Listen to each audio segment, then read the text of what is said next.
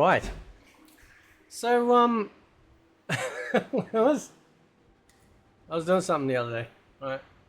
When I was making my videos and or something, and I was like, maybe I should like do reviews of character select screens, and here we are.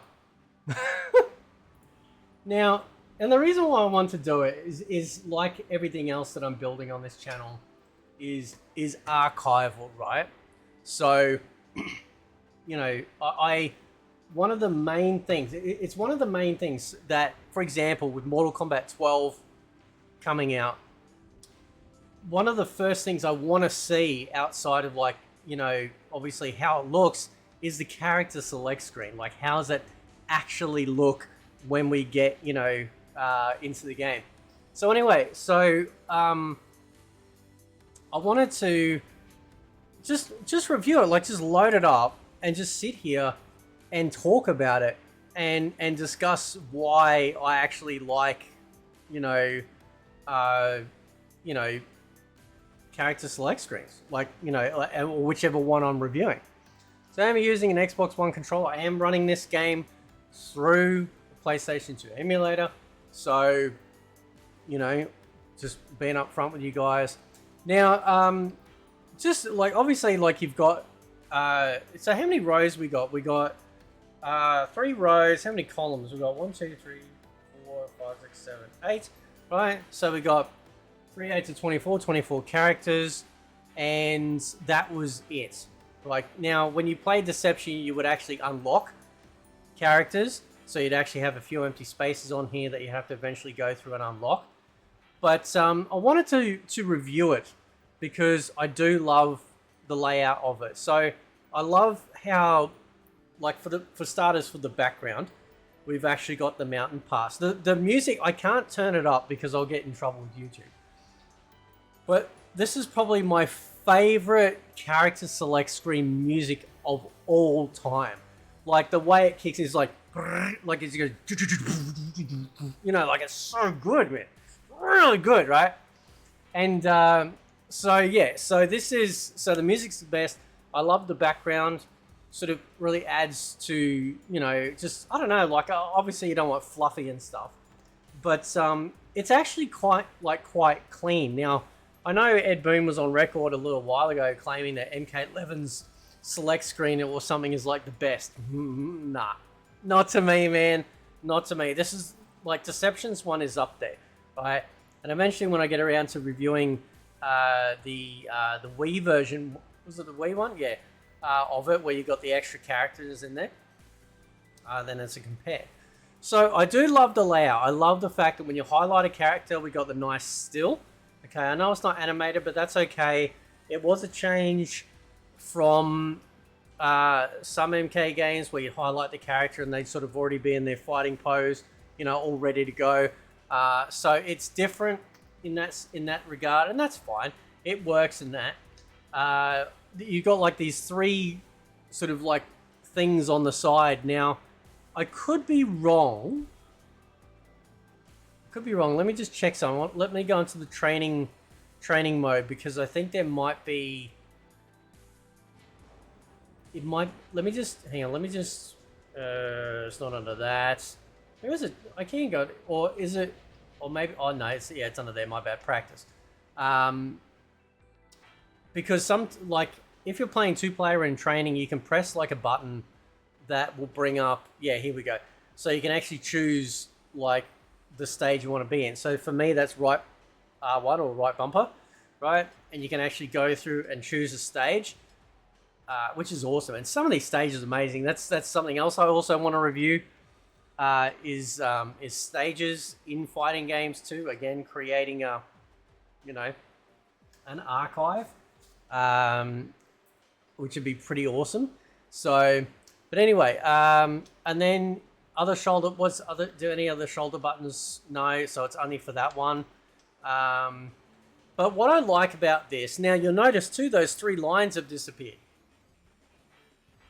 Right, so you know how like the 3, they're kind of like 3 tabs almost on each side. If we go back to the arcade selection screen, they're there. In the practice mode, they're actually not. Wonder why. I don't know. wonder if they're in versus. Let's try versus. So they're in versus, they're in arcade, but not in practice. So,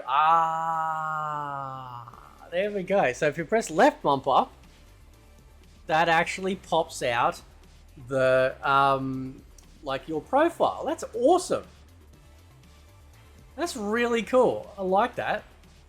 I never noticed that before because I always set my profile in the main menu and then I never needed to, right? So that's really cool. So while we're here, actually, no, I'll do it in order. We'll go back out to arcade, right? Go back to arcade, right? I like how when you select a character, you've obviously got the picture, which is nice. It's a very nice, clean character select screen. I do love, like the rooftop. It's very sort of Asian rooftop style. Does that make sense? Where it overhangs on the edges at the top. I love the character portraits as well, because that's part of a character select screen. The first thing a lot of us do when we look at a character select screen, especially for a favorite fighting game, is like, where's our character? Right? And 99% of the time you'll be able to recognize them unless there's some radical change. So, you can easily recognize all of these characters as well, which is great. I also like too how when you highlight a character, because it's the nature of the 3D era games, so where you're choosing like swapping between the styles, it actually shows you in kind of like a very sort of faint, what color would you call that? Like rubbish yellow. The two unarmed style combats, and then in like a rubbish blue, right? The actual weapon style. So you've got two unarmed and a weapon style, so that's a total of 3. It also shows you the difficulty of learning the character as well, which is helpful for people that are starting out. So that's when you're playing single player or when you're playing practice. Obviously you've got that coming out with left bumper to choose your profile. You can't choose your stage because we are playing in the arcade mode of the game, so you obviously just go through the tower, and then whatever stage comes along is just cherry picked. But when we go into versus mode, then we get to see what it looks like having just like player 2 there. You can still choose your profile. You can still choose the battle, like the battleground you want to play on. Nothing else. Oh, there we go. Excellent. So if you press left trigger, it actually pulls out the handicap as well. Now I'm interested because we've got that one for there, that one for the handicap. Maybe that's it. Let me just see something. No, unless one of the tabs, like the top tab, because you'll notice when you choose the top tab, it moves away, right? So I'm wondering if maybe that's the top tab, is when you actually choose your battle arena. I'm just checking all the buttons, like nothing else is pulling that up. So yeah, so now that we've got like the player 2 side of it, if you choose a character, it doesn't show like the information, so you can't see like what character, like the 2 unarmed and weapon styles that they have available. So you don't actually have access to that, but that doesn't matter because maybe by this point when you're playing 2-player, you got sort of a fair idea. My God, there's a couple of characters in here I'd love to see come back. Right, definitely Havoc. Definitely Havoc. I think it would be great. And Ashura. Maybe even modifying with Hotaru and Dairu. Right, I'd love to see sort of like modern day renditions of them. This is why I get excited for MK12 if they do like an Armageddon style for it. But otherwise, it's incredibly... It's one of my favorite UIs, actually. It really is. I've always loved the character portraits from the 3D era. They've always been really well designed.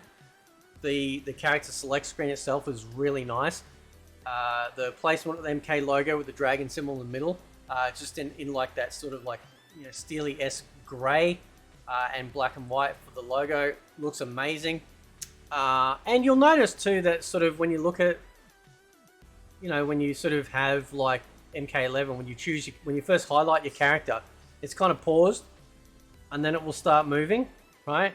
So this is kind of like, this is where it all began. It's like, okay, well, choose a character, but then, you know, after like a second or two, it'll start to move to show its animation.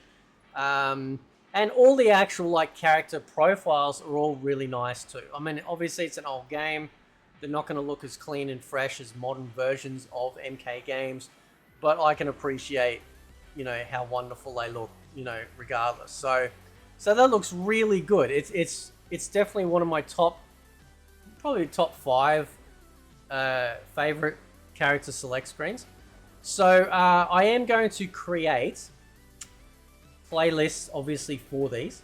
If you have any requests, please post them below, because requests just fuel me to want to, you know, do even more content. Like, so I love doing content for Fate. I love this channel so much.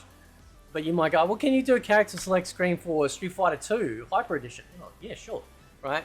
So what I'll do is I'll have I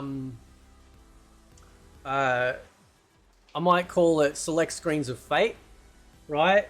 Dash Mortal Kombat, dash Street Fighter, dash King of Fighters, dash Tekken, right? So then that way, you know, you'll look for that sub, like the main heading, you know, Select Screens of Fate, and then go, okay, here's all the MK ones. Oh, he's covered Deception. Oh, he's covered Armageddon. Oh, he's covered MK2. He's covered this. He's covered that. So then that way everything's got its place. I've got a lot of playlists on here, but the reason for that is so that way, you know, everything has its own place and purpose, so that way there's just not stuff everywhere. So anyway, guys, I'll leave it there. Let me know what you think. Is this one of your favorites? If it's not.